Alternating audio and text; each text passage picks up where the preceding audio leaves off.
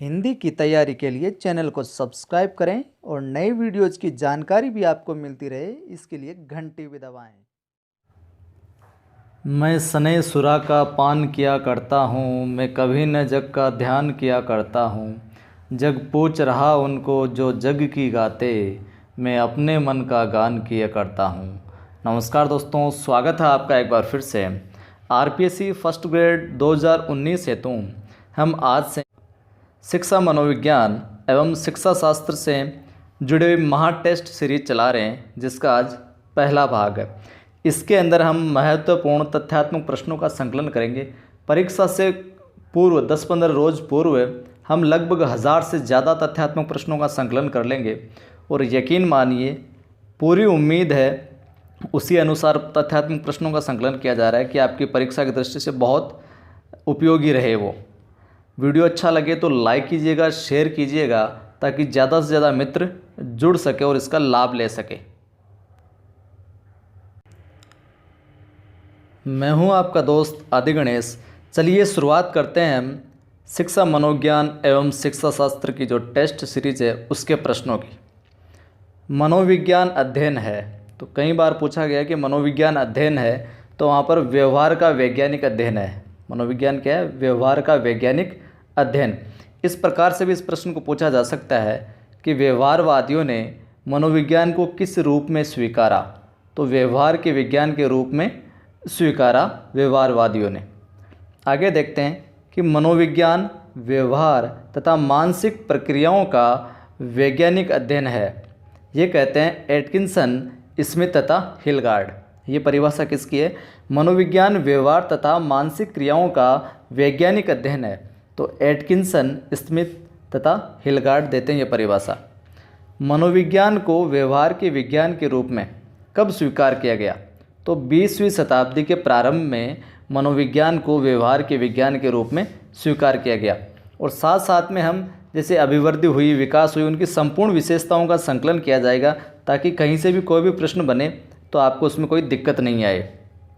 आगे बढ़ते हैं। मनोविज्ञान को वर्तमान समय में स्वीकार किया गया है व्यवहार एवं अनुभव के विज्ञान के रूप में। आज के दौर में, प्रेजेंट टाइम में, मनोविज्ञान को व्यवहार एवं अनुभव के विज्ञान के रूप में स्वीकार किया गया है। व्यवहारवाद नामक पुस्तक के रचयिता हैं वॉटसन। व्यवहारवाद के पुस्तक जो है उसके रचयिता कौन है? वॉटसन। व्यवहारवाद के जन्मदाता की बात करें तो वाटसन। यानी व्यवहार की वाट तो किसने लगाई है? वाटसन ने लगाई है। इस तरीके से ध्यान रखें आप। मनोविज्ञान की रूपरेखा नामक पुस्तक के रचयिता हैं विलियम मैकडूगल। मनोविज्ञान की रूपरेखा विलियम मैकडूगल। यानी कि व्यवहार की वाट तो लगा दी वाटसन ने और फिर रूपरेखा बना दी मैकडूगल ने। ठीक है, मनोविज्ञान की रूपरेखा नामक पुस्तक के रचयिता विलियम मैकडूगल। मनोविज्ञान के सिद्धांत, इस पुस्तक के रचयिता हैं विलियम जेम्स। मनोविज्ञान के सिद्धांत विलियम जेम्स। इनको 1-2 बार देखोगे आप अच्छे से याद हो जाएंगे। क्षेत्रीय सिद्धांत है कुर्ट लेविन का। क्षेत्रीय, क्षेत्रकुर्त इस तरीके से करके याद रख सकते हैं आप। क्षेत्रीय सिद्धांत है कुर्ट लेविन का। आगे देखते हैं प्रयास एवं त्रुटि का सिद्धांत थॉर्नडाइक का। प्रयास एवं त्रुटि का सिद्धांत किसका है? थॉर्नडाइक का। साथियों, छोटे से छोटे लेकर बड़े से बड़े, गहरे से गहरे प्रश्न का इनमें संकलन किया जाएगा, ताकि आपको कोई भी दिक्कत नहीं होगी इसमें। समीपता या यूँ कहें सामीप्य संबंधवाद सिद्धांत किसने दिया? गुथ्री ने। समीपता या सामीप्य संबंधवाद का सिद्धांत गुथ्री। कोई आपस में गुथ जाता है तो उनमें क्या संबंध बन जाता है, समीपता आ जाती है। समीपता आती है तभी तो गुथते हैं लोग। तो सामीप्य संबंधवाद सिद्धांत किसने दिया? गुथ्री ने। इस तरीके से याद रखें इसे। क्षेत्रीय सिद्धांत मुख्यतः किस प्रकार का सिद्धांत है? संज्ञानात्मक। जो क्षेत्रीय सिद्धांत है वो मुख्यतः किस प्रकार का है? संज्ञानात्मक प्रकार का सिद्धांत है। मेस्लो का आवश्यकता सिद्धांत तथा कार्ल रोजर्स का स्व सामर्थ्य सिद्धांत किसके अंतर्गत आते हैं? तो ये मानवतावादी अधिगम सिद्धांत के अंतर्गत आते हैं इनके सिद्धांत। आगे देखते हैं। तो व्यक्ति के शरीर, उसके आकार, वज़न, ऊंचाई, लंबाई, चौड़ाई, ये आदि में जो परिवर्तन होता है वो क्या कहलाता है? अभिवृद्धि कहलाता है। आकार में, वजन में, ऊंचाई में, लंबाई में, चौड़ाई में जो परिवर्तन होता है वो क्या कहलाता है? अभिवृद्धि कहलाता है। कोशीय गुणात्मक वृद्धि अभिवृद्धि है। कोशीय गुणात्मक वृद्धि अभिवृद्धि है, ये कौन कहते हैं? L Frank. एल फ्रैंक कहते हैं कि जो कोशीय गुणात्मक वृद्धि है ना, वही अभिवृद्धि है। इन कोटेशन को ध्यान रखिएगा। विकास से तात्पर्य मात्रात्मक, परिमाणात्मक तथा गुणात्मक परिवर्तन से है।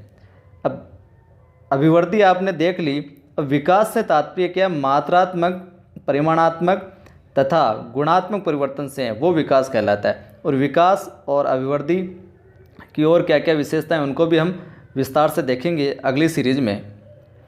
विकास एक सतत और धीमी प्रक्रिया है। हर लोग क्या कहते हैं कि विकास जो है एक सतत और धीमी प्रक्रिया है। अब सतत और धीमी, अब इसको याद कैसे रखोगे? यानी कि आप गाड़ी चला रहे हो, उसकी रेस जो होती है, स्पीड जो होती है, उसको लॉग कर देते हो तो वो एक सतत कंटिन्यू लगातार जो स्पीड है उसी के अंदर चलेगी, ऊपर नीचे उसकी स्पीड नहीं होगी। तो विकास एक सतत और धीमी प्रक्रिया है। ये क्या है? हर लॉग करने से ऐसे हो जाता है, सतत चलेगी। फिर विकास जीव और उसके वातावरण की अंतःक्रिया का प्रतिफल है, ये कहते हैं सी स्किनर। स्किनर क्या कहते हैं कि विकास जीव और उसके वातावरण की जो अंतःक्रिया होता है ना, उसका ही क्या प्रतिफल है।